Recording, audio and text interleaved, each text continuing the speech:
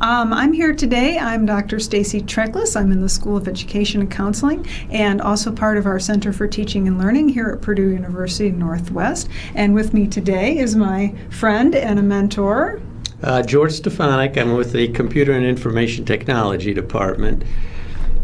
Excellent. And he is actually a mentor in a program that we call the Quality Matters Mentorship Program here on our campus. And we're going to introduce a little bit about what Quality Matters is about and how it can benefit you no matter where you are teaching here at Purdue. So I'll flip that out so you can see it a little better. You may or may not know, but Quality Matters is it's a rubric, first and foremost. It's also an institution that helps people use the rubric to assess their courses. And they even go up to providing reviews and certifications for folks. So if you ever wanted to have your course officially Quality Matters certified, then you can actually go through a program to do that. And you can also get yourself certified in using the rubric, which I am and George is, and we've got a few other people on our campus who are able to provide peer reviews for either people within our institution or in other institutions. And Quality Matters is the institution that manages all that.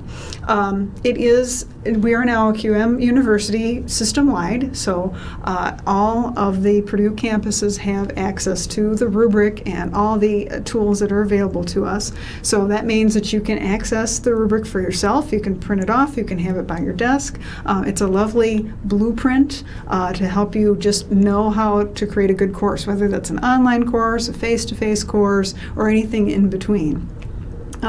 They also have an online rubric tool that you can use to kind of self-assess yourself as you go through your own course. And they also have professional development options that you can participate through them. That includes online courses and webinars. And some of them have a cost, some of them are completely free. And because we are a subscriber of Quality Matters, you can get those things for a reduced cost. Otherwise, it costs a little bit more. So you're talking, maybe $200 instead of $500 for a course, which isn't bad. And I've taken many of their courses, and they are all excellent. So if you are looking for some professional development that's more intensive in this regard, then you'll definitely want to look at Quality Matters. So if you go to qmprogram.org/myqm, you can also do this just by going qualitymatters.org too.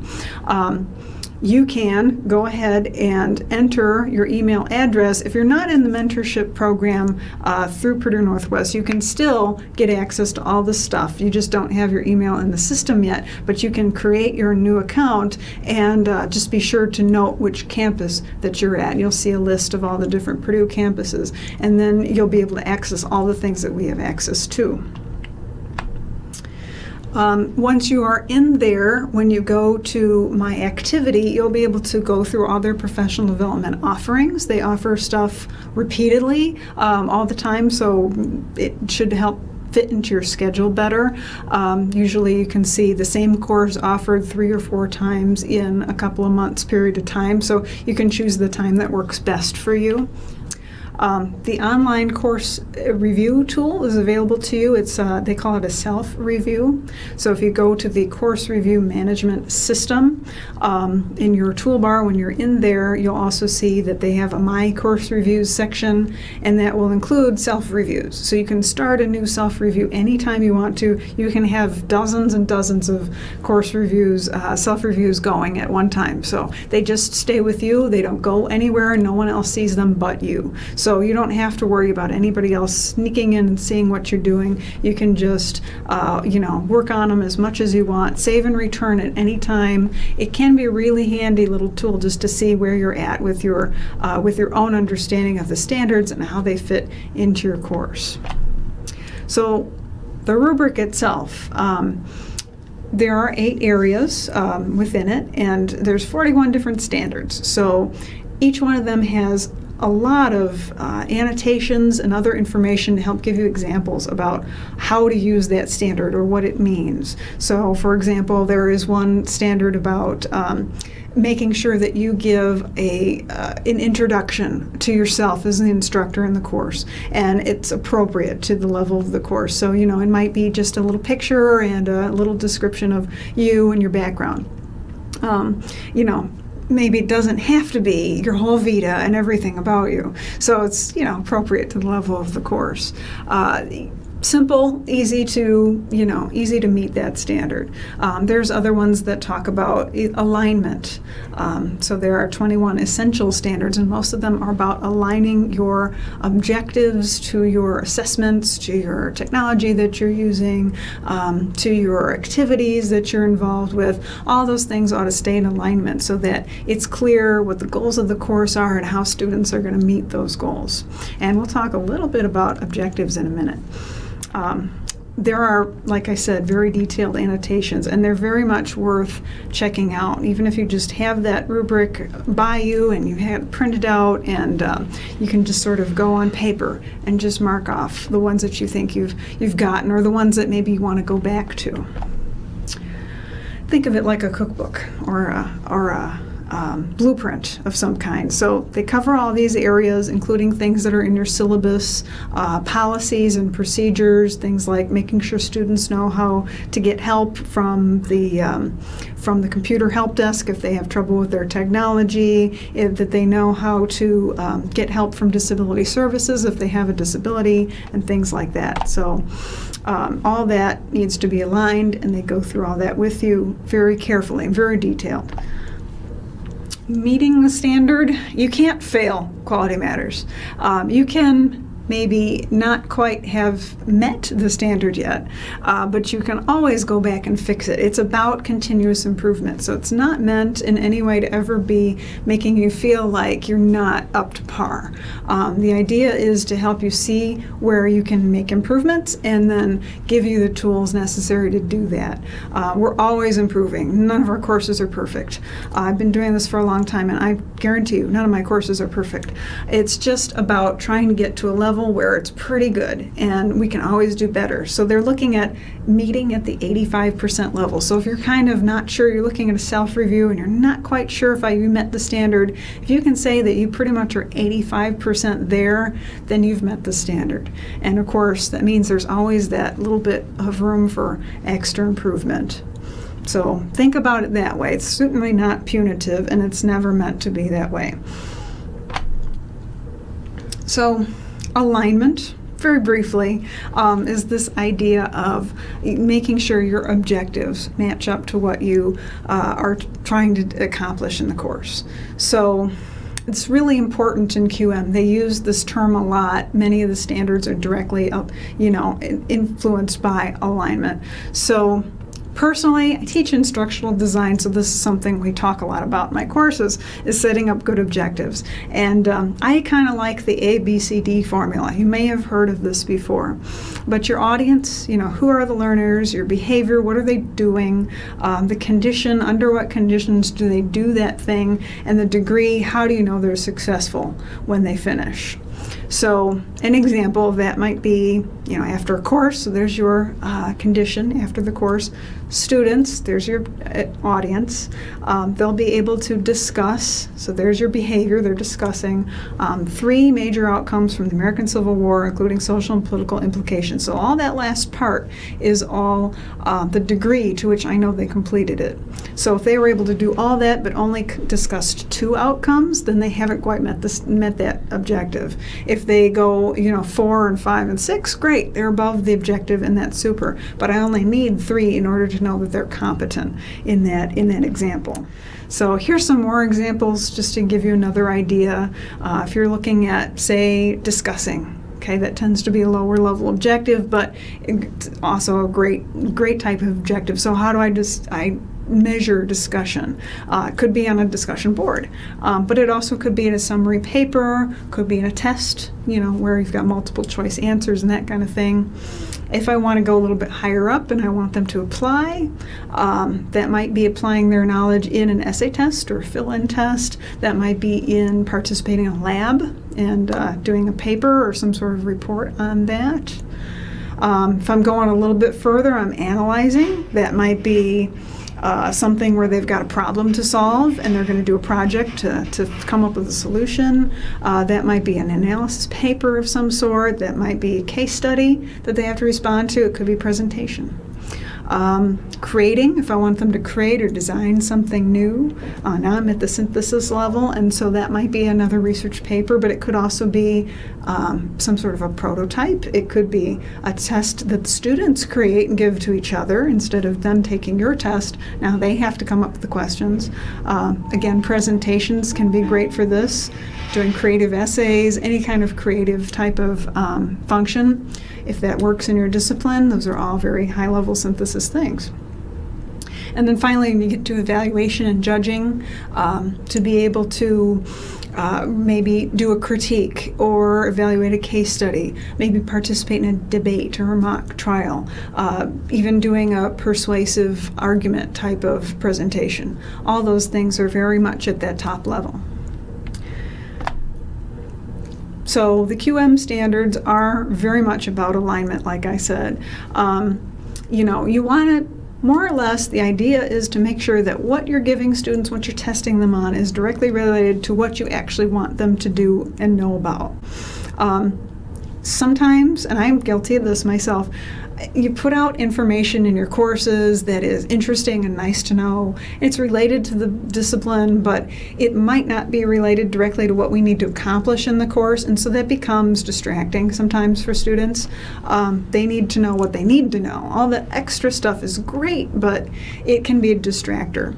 So the idea is to try and limit that so that you've got a higher level of alignment going on. And so if there is time for extra stuff, maybe some of the extra stuff, if it's important enough, ought to have its own objectives and its own assessment so that it's also aligned within your course.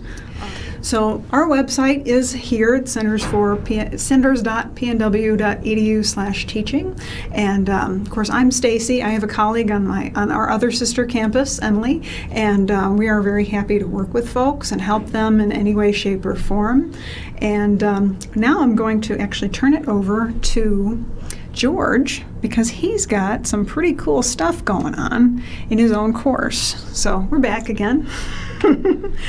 George is one of the mentors in our QM program, as I said, and this is the work that he's done based on his own work in the program and what you learned about the QM standards. Mm-hmm. So I'm going to let you take over, and of course we need to be able to see it better, so bye again. Okay, thanks, Stacy. I'm going to present a course that we're teaching in Computer and Information Technology. It's got this number CNIT 255, and it's Internet Programming. And ever since I came to Purdue, all the courses I've put together, I've had a Blackboard component, but it was somewhat primitive, simplistic. I'd create an area where I'd put all my PowerPoints, and I'd have a little area where I would have some PDF files for homework, and that was about it. So students can get online, get their homework, and they could also submit their homework through there. So after taking the Quality Matters classes with Stacy, you'll learn a little bit more about how to put a course together, and we're using Blackboard here, so it seemed very logical to use some technology in a technology-related course, especially if it improved the course. So the mentor and I worked together, and Stacy as well, in suggesting a format that I've put together here for a information technology course. Not that that's the only format to be used for technology courses, but it's worked for me. So I have this is sort of the area where students log into, and they have buttons along the left in Blackboard, and you have an area for a syllabus. So if I click to syllabus, I have my syllabus in there, And then I have split out from the syllabus the class schedule, so they could always click to these online, and a pre-class letter for the class, what they're supposed to do, kind of pointing them to the syllabus and some timelines. And so they know where to find it. It's in syllabus. And I put together what were learning modules. This isn't just this button doesn't take you just to some folders with content, but it's actually a module structure, which is a little bit different. And so if I click on learning modules, I had to actually design the course. Maybe if you're teaching the course for the first time, you haven't got it quite all designed, but I've taught this course a number of times. It was being taught every semester. So I had pretty much the full content before I started this. And so the way I structured it, it pretty much flowed from, instead of saying week 1 and week 2, I have all these modules created, which take you to the end of the semester. Sometimes you get a little off from a week. Maybe it's a holiday. Maybe you had a snow day. So you may get off, but you will, though, progress through the course through these modules. And if you look in build content here, it's, you're creating this learning module here instead of just a content folder. And as you can see, if I click on a module, so these modules are individually highlighted like this. So if I click to any one module here, I go to my Module 2. Everything that you have to do in this module is in one place. So even though previously things were split up sort of functionally, structurally, homework assignments here, PowerPoints there, here it's a little bit more complex, but everything is in one place. Now it just happens that these modules pretty much progress chapter by chapter in the book and pretty much week to week within the class, which was nice, but they don't have to do that. So first you start off with putting in objectives, and you can see right in the module there are these sections here, which kind of differentiate it from just a regular folder that has files in it. So you can build some content here by, if you wanted to put an item in or a lesson plan, but whatever. I think, items for these and gave those a name. And then these were the objectives to be achieved for this module. I don't know if all the students read that part, but it's there. I mean, you don't have to go to a book to say what this is about. If you wanted to really focus on what this particular set of homework assignments and tasks are, this should kind of summarize what you're going to be doing there. So it's useful to have there. And then the second thing was the lesson plan. These are all the things you got to do in this module in order to complete it all the way through. So, read such and such a chapter in the book, reference this PowerPoint, and I do PowerPoints in class in a lecture component, then we have a lab component. So in the lecture component, I'll do a PowerPoint where I may break out of the PowerPoint and go to a development environment and show them some code. But then in lab, they do, themselves, hands-on exercises with me, kind of doing some examples. But there's always, in my classes at least, there's always been a PowerPoint PowerPoint slides they can download. And then in the lab, I say what we're going to do. We're going to work on homework 2/lab 2. Basically, you finish a lab, you submit it as homework. And then the homework's basically the lab. So these two are kind of interchangeable, but doesn't mean that's the way I have a structure. In some classes, I have separate lab assignments, separate homework assignments. It just happens that in this class, the homework and labs for almost all the modules were identical. And they should submit this in Blackboard. So once they're done with the homework, in this kind of class, it's all code. So they zip up their code and they submit it through Blackboard. And then it's there archived permanently by Purdue. And so you can go back as many years as possible and look exactly what they submitted, download it if need be. So it's a nice, well-organized way of archiving student submissions. And then I also have something called a team exercise, because I encourage the students to work in teams, and then what they do in the team they also submit and as a team exercise, and they upload that as well to Blackboard. And when I create these homeworks or team exercises, it's basically an assignment but with separate categories. So homework is an assignment or a lab, could be a lab, and a team exercise may be a TE or team exercise category.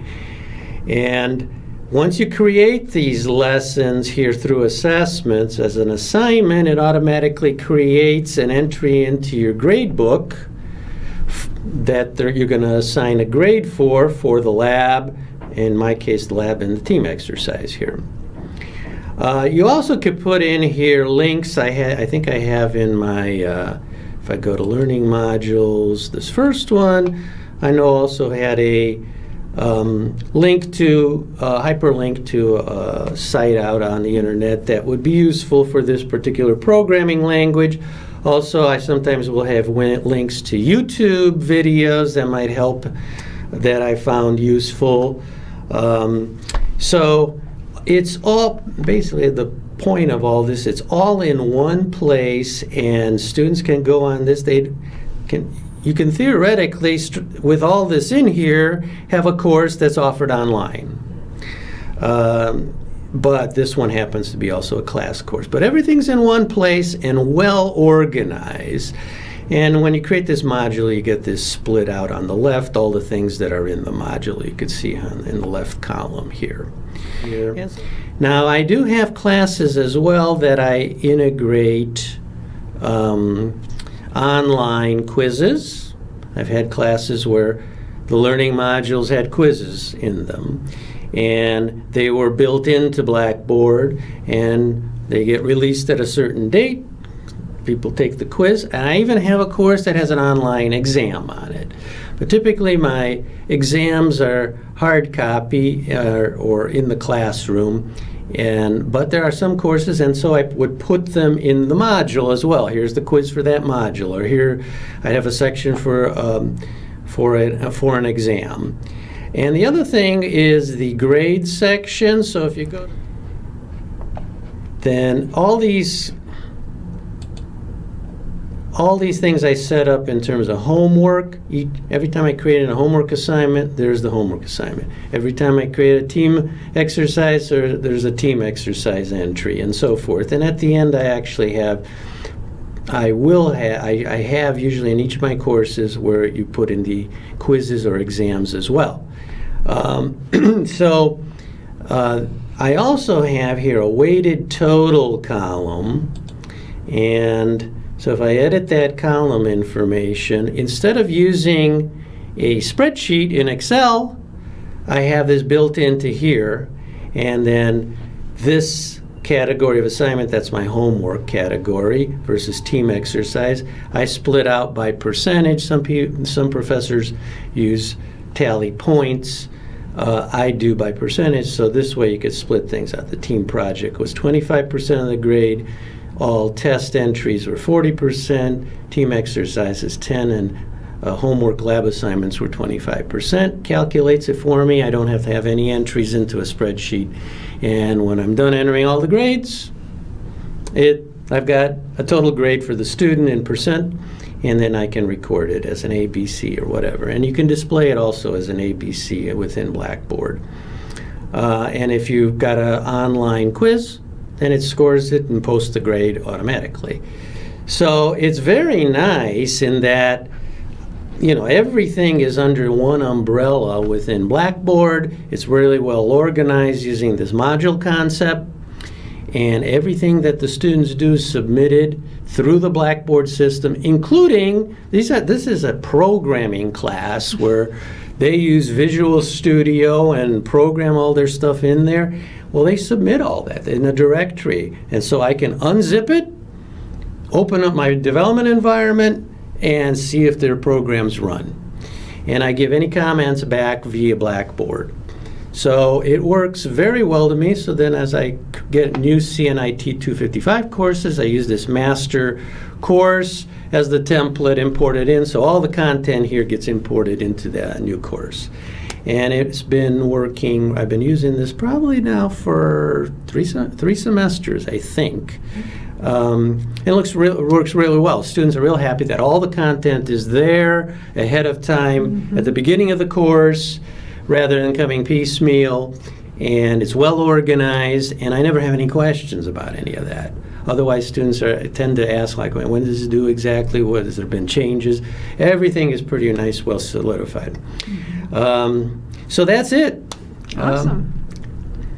And of course, this follows all the Quality Matters guidelines. It does. It does. It Which was is graded just by Stacy, and it finally passed. Yep. Oh, you only had to do one little bit of continuous improvement. That's right. Continuous improvements, not Right. just passing. That's right. And I tweak it a little bit. I've tweaked it over last semester just a bit. I made some changes and to make it a little bit better. And those are little changes from that point on. There is a bit of work to put those learning modules together, Sure. but once they're there, everything's so nicely organized. Exactly. And you can do it over and over Yeah. again. And yeah, it saves you a lot of time in the Yep. long run. Yeah. Excellent. Well, thank you, George. I Oh, really appreciate your well, time thank and your you. expertise showing us this great course. Well, it's worked out real well. Good. I'm glad to hear that. And thank you for watching this presentation. We hope to see you around. Thank you.